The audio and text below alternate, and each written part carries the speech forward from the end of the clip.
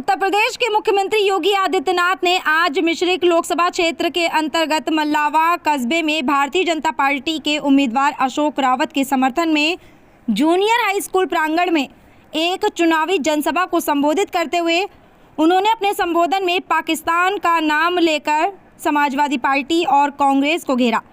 तो वहीं उन्होंने दोनों पार्टियों पर आरक्षण में से एक हिस्सा काट कर मुसलमानों को दिए जाने का भी आरोप लगाया और समाजवादी पार्टी को आतंकवादियों का समर्थक बताया और लोगों से सवाल भी किया कि आतंकवादियों का समर्थन करने वाले और राम का अपमान करने वाले लोगों को वोट देंगे क्या।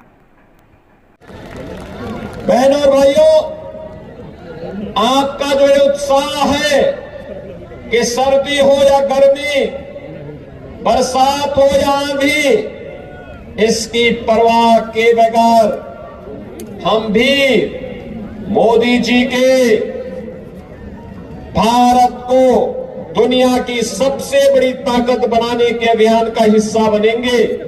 यह सचमुच अभिनंदनीय है, उत्साहवर्धक है। मैं इसके लिए आप सभी हरदोइयों व हरदोई वासियों का, मल्लावा विधानसभा क्षेत्र के नागरिकों का मैं हृदय से आभार व्यक्त करता हूं। बहनों और भाइयों, आपने विधानसभा चुनाव में भी भारतीय जनता पार्टी को अपना आशीर्वाद दिया था। 2019 में जब महागठबंधन था तब भी आपका आशीर्वाद भारतीय जनता पार्टी के प्रत्याशी श्री अशोक रावत को प्राप्त हुआ था और आज एक बार फिर से हम लोग आए हैं। श्री अशोक रावत को आपका आशीर्वाद प्राप्त हो और मोदी जी के नेतृत्व में नए भारत के निर्माण में हम भी सहभागी बने, इस दृष्टि से हम लोग आए हैं। बहनों और भाइयों, 2 चरणों का चुनाव संपन्न हो चुका है और 2 चरणों के चुनाव ने अब तक ये साबित कर दिया है कि जो आवाज थी कि अब की बार 400 पार, अब की बार वह लक्ष्य प्राप्त होगा और उसमें उत्तर प्रदेश का सबसे बड़ा योगदान होगा और उत्तर प्रदेश के योगदान में मल्लावा और मिश्रिख का भी योगदान होगा। सहमत है? मोदी जी फिर से प्रधानमंत्री बनने चाहिए और श्री अशोक रावत सांसद बनने चाहिए। सहमत है? बहनों और भाइयों, पूरे देश के अंदर आई आवाज है। लोग बोल रहे हैं कि मोदी जी को हम इसलिए चुनना चाहते हैं क्योंकि मोदी जी ने देश के अंदर व्यापक परिवर्तन करके रखा है, दुनिया के अंदर भारत का सम्मान बढ़ाया है, देश की सीमाओं को सुरक्षा दी है, आतंकवाद और नक्सलवाद पर नकेल कसा है, देश के अंदर विकास के बड़े बड़े कार्य हो रहे हैं। हाईवे, रेलवे, एक्सप्रेसवे, एयरपोर्ट, बड़े बड़े उद्योग लग रहे हैं। पीएम श्री पार्क आपके से हरदोई और लखनऊ के बीच में बनने जा रहा है, जिसमें 1000 एकड़ क्षेत्रफल में एक नया अत्याधुनिक सुविधाओं से युक्त टेक्सटाइल पार्क बनने जा रहा है, जिसमें हजारों नौजवानों को नौकरियां मिलेंगी। 1 डिस्ट्रिक्ट 1 मेडिकल कॉलेज, जिसकी सौगात पहले ही इस जनपद को प्राप्त हो चुकी है।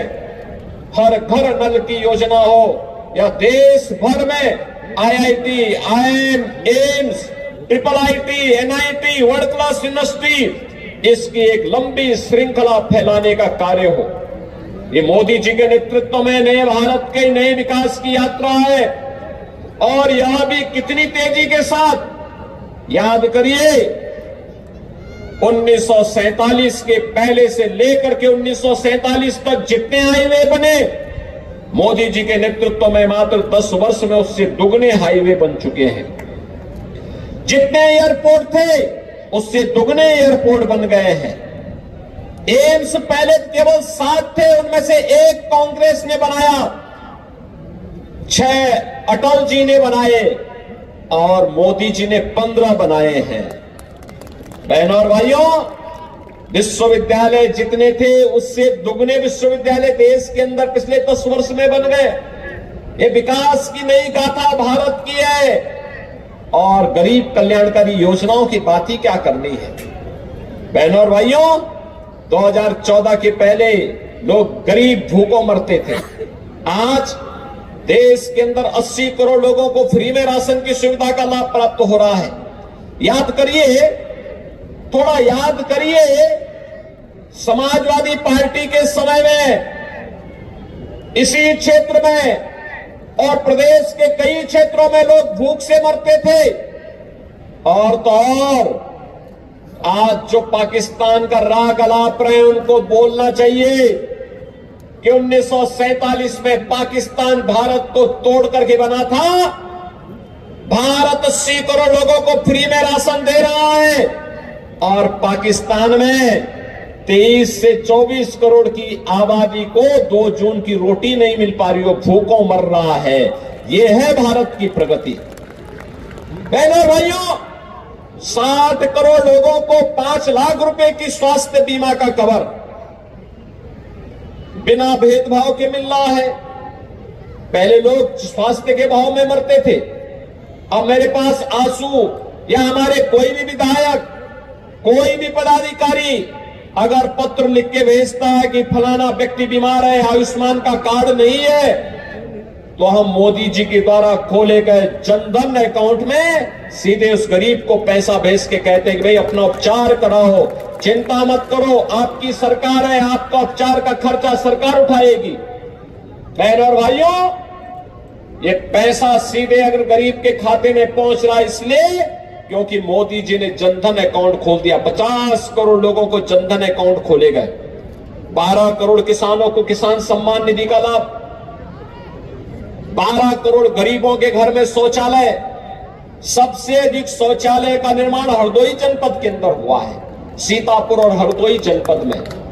बहनों और भाइयों, यही नहीं, 4 करोड़ गरीबों के मकान बन गए।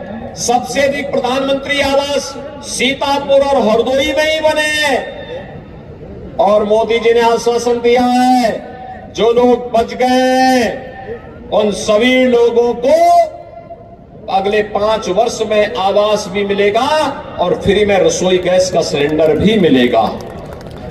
बहनों और भाइयों, एक तरफ मोदी जी के नेतृत्व में नया भारत है जिसमें सुरक्षा भी है, सम्मान भी है, जिसमें गरीब कल्याण भी है और जिसमें आपकी आस्था का सम्मान भी है। कोई सोचता था कि अयोध्या में राम मंदिर का निर्माण होगा? कांग्रेस के लोग कहते थे कि राम हुए ही नहीं। समाजवादी पार्टी के लोग कहते थे कि अयोध्या में कोई परिंदा भी पर नहीं मार सकता। लेकिन आज जब भारतीय जनता पार्टी की डबल इंजन की सरकार आई तो अयोध्या में राम मंदिर का निर्माण भी अब हो गया है। बहनों और भाइयों, मैं मल्लावा क्षेत्र की जनता से पूछना चाहता हूं, कितने लोग अयोध्या गए हैं? इनमें से कितने लोगों ने अयोध्या में जाके दर्शन किया है? आंसू को भी और अशोक रावत से भी कहूंगा कि चुनाव के बाद यहां के लोगों को लेकर एक बार अयोध्या फिर से दर्शन करने के लिए जाएंगे। बहनों और भाइयों, एक नई अयोध्या के दर्शन होंगे।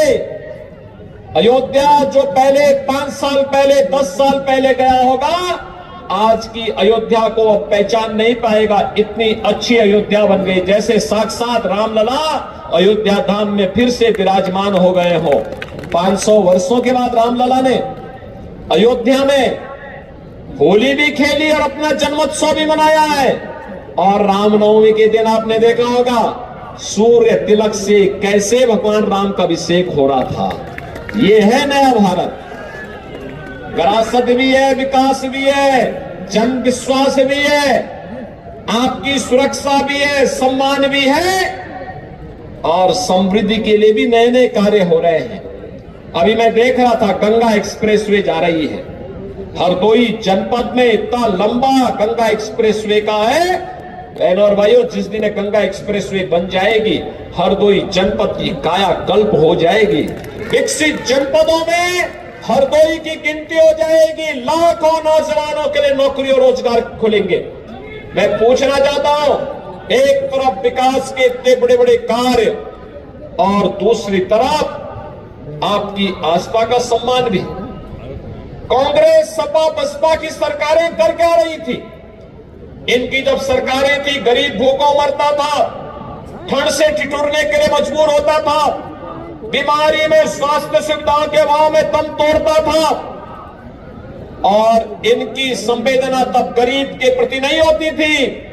याद करिए, इस समाजवादी पार्टी के लोग जब इनकी सरकारें हुआ करती थी, तब अयोध्या में आतंकी हमला करने वाले आतंकवादियों के मुकदमों को वापस लेने में रुचि लेते थे।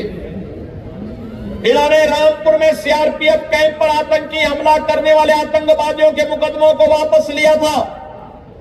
इन लोगों ने उस समय काशी में संकट मोचन मंदिर पर हमला करने वाले आतंकवादियों के मुकदमों को वापस लिया था। लखनऊ, अयोध्या और वाराणसी की कचहरियों पर हमला करने वाले आतंकवादियों के मुकदमों को वापस लेने का प्रयास किया था।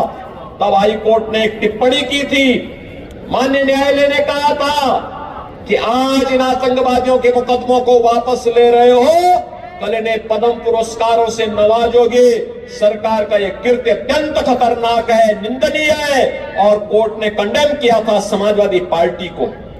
आतंकवादियों की समर्थक ऐसी समाजवादी पार्टी को क्या वोट देंगे? क्या आप वोट देंगे? क्या राम का अपमान करने वालों को क्या वोट देंगे? क्या? और बहनों और भाइयों, अब तो इन्होंने सेंध लगानी शुरू कर दी है। जब इनको लग गया कि अब कुछ नहीं होने वाला है, जनता बहरंग करने वाली है, अब ये लोग क्या करने जा रहे हैं? अब इन्होंने अपने मैनिफेस्टो में कुछ चीजों का उल्लेख किया है। क्या कहा है? कहा है कि अगर कांग्रेस और समाजवादी पार्टी की सरकार आती है तो पिछड़ी जाति को मिलने वाले आरक्षण में से एक हिस्सा मुसलमानों को दे देंगे। क्या हिंदुस्तान स्वीकार करेगा? क्या अनुसूचित जाति जनजाति को मिलने वाले आरक्षण में से एक हिस्सा काट करके मुसलमानों को दे देंगे? क्या हिंदुस्तान इसको स्वीकार करेगा? क्या? अरे ये बाबा साहब भीमराव अंबेडकर का अपमान है। कांग्रेस ने बाबा साहब भीमराव अंबेडकर का हमेशा अपमान किया, समाजवादी पार्टी ने भी बाबा साहब भीमराव अंबेडकर का अपमान किया, और आज ये आपके आरक्षण के अधिकार पर भी सेंध लगाने का कुत्सित प्रयास कर रहे हैं। कांग्रेस और समाजवादी पार्टी के इन मंसूबों को हमें पूरा नहीं होने देना है।